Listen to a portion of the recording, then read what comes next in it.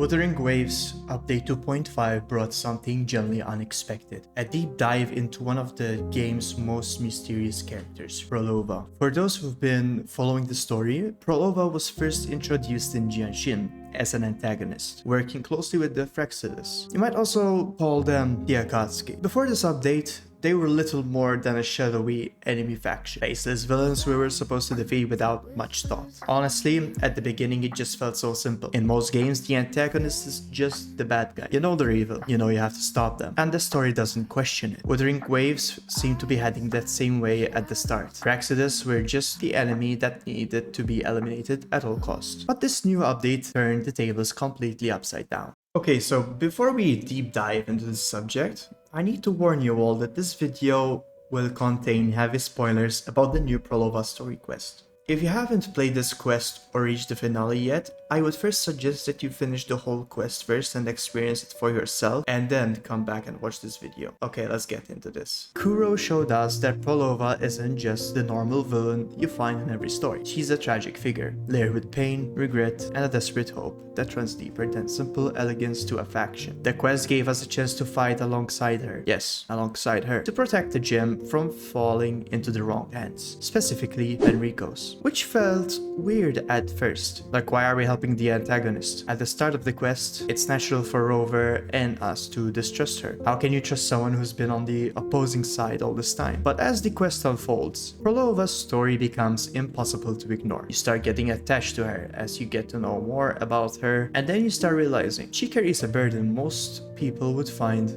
unbearable. Phrolova was just an ordinary girl who was into music, had a loving family and a peaceful life, but that all changed in just one day. After a catastrophic concert incident, meteors fell from the sky into her hometown, killing everyone. She was the only survivor among her loved ones. Imagine that, walking through the aftermath, surrounded by death of loved ones, haunted by memories and guilt. She wasn't just in pain, she was utterly shattered. She later even turned to research, hoping to find a way to bring her loved ones back. However, instead of being supported by other researchers, she was instead seen as a tool to research immortality. Phrolova even tried reaching out for help, but was rejected repeatedly. That rejection, that cold dismissal, forced her into isolation, cutting her off from the rest of the world when she needed it the most. It's a bleak, painful portrait of loss and loneliness. Then Cristoforo entered the picture, promised Phrolova that she will be able to resurrect her loved ones, but in return, she needs to help the Phrolovas. For someone in Phrolovas' position, this felt like her only hope, and in fact, she agreed to join, knowing full well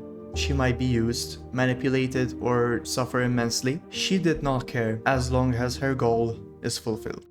I want to also talk a bit about Phrolovas' melody, a melody that has been played over and over again throughout the story, where at this point, every time we hear it, we immediately think of Phrolova. To me, even before completing this quest, I already realized that her melody is sad and emotional, but we were unable to figure out the whys up until now. This time we got the chance to see why Phrolova was playing this melody all the time. It represented her feelings, her grief, what she felt during those times. She even told Rover during the quest how she wanted to add the voices of her loved ones who passed away into the melody, and complete it, in which she does after the finale, which is quite heartbreaking. And this is where the story gets deep. The finale of this quest is heartbreaking. Rover and Phrolova start argumenting and turn against each other again. Phrolova wasn't really happy to be against Rover again, even though she tried her best to hide it. However, she didn't feel like she had any other choice but to do so. Rover tries to stop Phrolova from handing over the gem to Cristoforo by throwing his blade,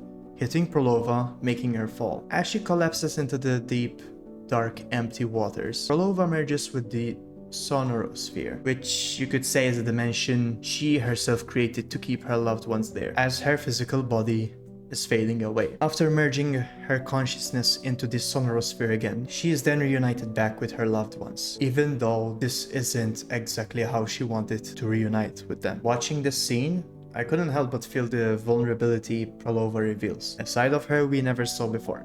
The torment silenced, the voices stilled.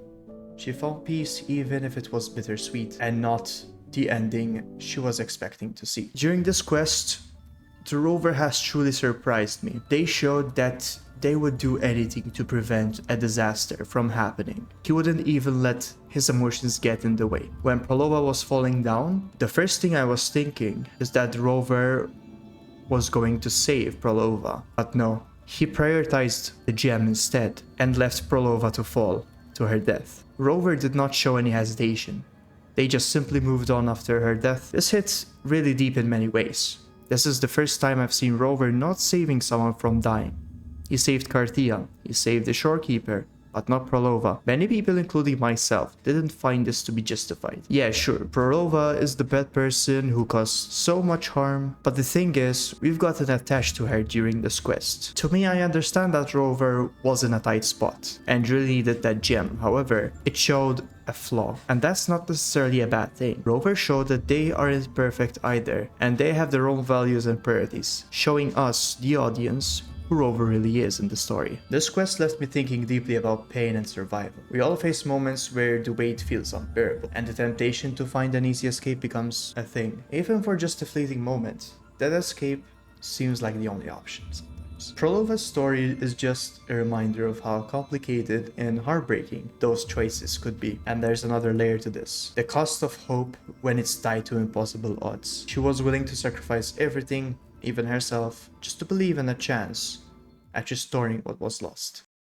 Wuthering Waves 2.0 has proven to be more than just a game. It's become an emotional journey, from Cartia's struggle to Lupa and Maya's stories, and now even Phrolovas. Kuro has created a narrative that forces players to reconsider their ideas about heroes and villains. This quest shattered my earlier belief that the Phrexidus are purely evil. Maybe, just maybe, they're people with their own tragedies, pain, and reasons for fighting. It adds a fascinating layer to the game, challenging us to look beyond black and white labels. I'm genuinely excited to see what's next. Will future quests continue this trend of emotional depth and complex storytelling? Will we see more characters revealed, not as enemies but as deeply flawed human individuals? Only time will tell. If there's one takeaway from Phrolovas Story, is that you should never judge a character or a person by their alliances alone. Everyone has a story worth understanding. Thanks for listening to my take on Phrolova and this unforgettable quest. If you felt the same, or if this quest moved you in any way, drop a comment below.